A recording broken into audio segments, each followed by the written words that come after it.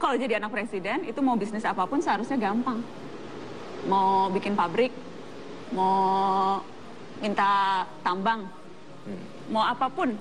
Tapi Mas Gibran memilih... Kita pasti tanya, udah siap belum buat ujian? Kalau nggak bisa, kita bantu ajarin dia. Kalau nggak bisa juga, kita mungkin telepon siapa guru les untuk bantu dia belajar tentang materi tertentu. Tapi pada akhirnya Dan kita tidak SBY akan di sini, sebentar, posisi SBY Mas sebentar, Agus, sebentar. kalau Anda ujian, akhirnya, SBY yang mana nih? Setelah itu, Mentornya? tunggu dulu. Belum selesai Mbak. Kita. Pada akhirnya begitu mau uji. Kalau jadi anak presiden, itu mau bisnis apapun seharusnya gampang.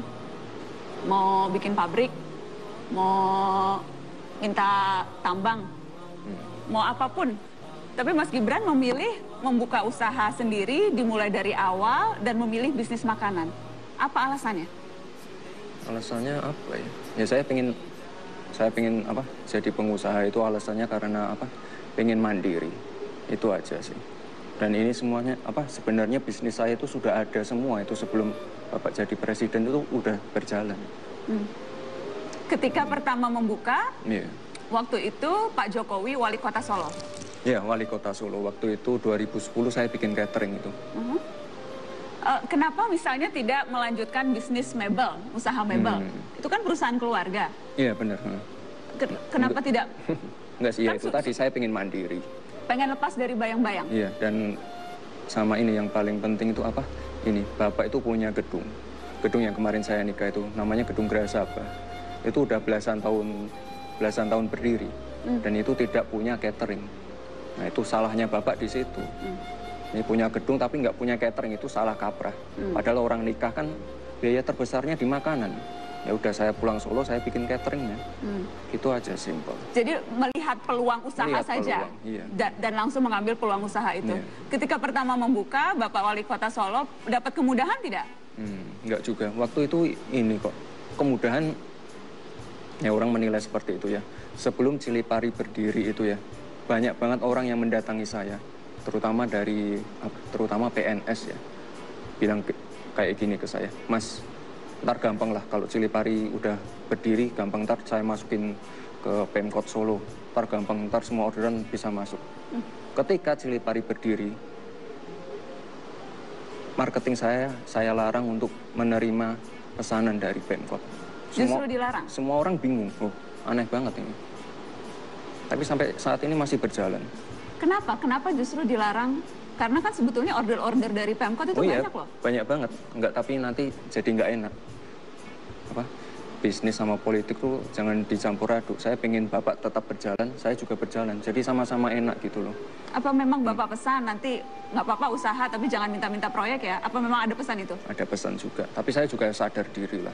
Sadar diri? Iya. Sadar diri ya? Masih banyak pasar yang lain selain dari Pemkot itu.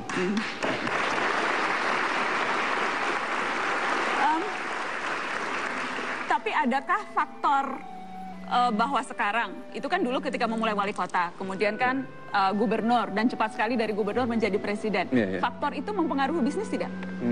Enggak juga sih. Enggak. Saya kan jualan makanan. Orang itu beli makanan saya, ngerasain makanannya. Yang mereka cari apa? Taste. Mereka nggak mungkin lah menghabiskan uang, misalnya catering ya. Pesan catering saya habis ratusan juta. Hanya untuk sebuah nama, saya pesan cateringnya Gibran anaknya Jokowi loh. Nggak ada yang seperti itu. Mereka itu pesen saya karena makanannya, karena pelayanannya. Itu. Tapi pasti ada juga lah yang mau pesan karena nanti terus bisa bisik-bisik ke Pak Presiden, saya kemarin mesen makanan anak Bapak loh. Ya itu silahkan. Ada yang pernah seperti itu nggak? Ya lumayan. Ada lumayan. Jadi Mas Gibran diberitahu oleh Pak Jokowi begitu. Itu ada yang pesan karena kamu anak saya tuh. Enggak juga sih apa, tapi lebih ke apa ya? Enggak apa? Relasinya Bapak kan banyak. Ya otomatis semua orang kenal lah. Kalau ketemu Bapak, Pak, kemarin saya mampir warung martabaknya Gibran tuh. Kemarin saya mesen cateringnya Gibran. Itu kan hal biasa itu kayak gitu. Jadi hanya menyampaikan? Hanya menyampaikan saja. Dan siapa tahu kemudian Pak Jokowi jadi lebih senang dan kemudian ada efeknya. Berharapnya seperti itu? Ya nggak tahu juga. Mungkin ya. Yang penting Cilipari atau Markobar mendapat untung. Itu saja yang dipikirkan? Ya saya pikirkan sih orang pesan makanan saya, mereka puas. Ya itu aja. Apapun motifnya terserah mereka? Ya terserah mereka. Yang penting bisnisnya jalan? Yang penting bisnisnya jalan. Ini berarti pengusaha tulen. Kita kasih tepuk tangan. Kalau pengaruhnya, itu pengaruh bisnis ya. Kalau pengaruhnya secara dari segi marketing misalnya, menjual martabak punya anak presiden atau menjual catering punya anak presiden secara marketing lebih memudahkan tidak? Memudahkan, itu pasti. Kan saya kan apa, sekarang ini ya misalnya saya diundang Mata Najwa. Ini kan promosi gratis buat saya. Karena diundangnya ya karena anak presiden. Kalau bukan anak presiden mungkin lain lagi ceritanya. Nggak tahu. Jadi minimal secara marketing, secara membuat orang lain mau melirik dulu begitu ya. Ya ada efeknya. Itu ada efeknya. Ada efeknya.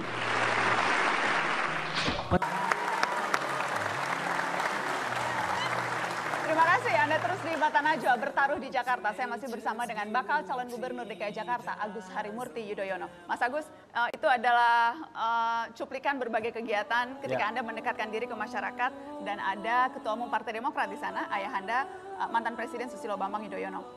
Seberapa jauh Anda melihat faktor SBY akan berpengaruh pada proses pencalonan Anda ini, Mas Agus? Ya, saya pikir setiap orang tua ingin anaknya berhasil. Kita yang punya anak pasti ingin anak kita berhasil, betul ya? Dan ayah saya juga ingin tentu bisa mensupport secara moral tentunya agar saya bisa berkompetisi dengan baik dan akhirnya berhasil memenangkan kompetisi. Dan saya pikir itu wajar dan natural bagi setiap orang tua ingin mensupport anaknya dalam berbagai hal apapun. Termasuk misalnya gini, kita punya anak kecil, mau ujian dia. Kita pasti tanya, udah siap belum buat ujian? Kalau nggak bisa kita bantu ajarin dia. Kalau nggak bisa juga kita mungkin telepon siapa guru les untuk bantu dia belajar tentang materi tertentu.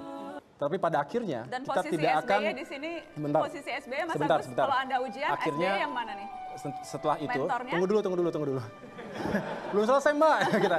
Pada akhirnya begitu mau ujian, ya anak kita masuk kelas sendiri. Tidak mungkin orang tua ikut.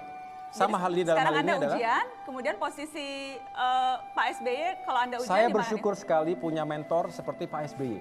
Saya bersyukur sekali. Mengapa? Karena beliau adalah sangat perhatian tapi memberikan kedewasaan luar biasa kepada saya. Semua keputusan saya ambil secara mandiri dan tentunya beliau memberikan berbagai pandangan-pandangan yang pada akhirnya saya putuskan sendiri. Tentunya pasti terlebih saya membayangkan soal pengalaman politik ya. Pasti. Karena itu yang menjadi salah satu yang hal yang sangat baru untuk Anda. Ya, 10 tahun memimpin negeri ini banyak sekali pelajaran yang bisa saya dapatkan.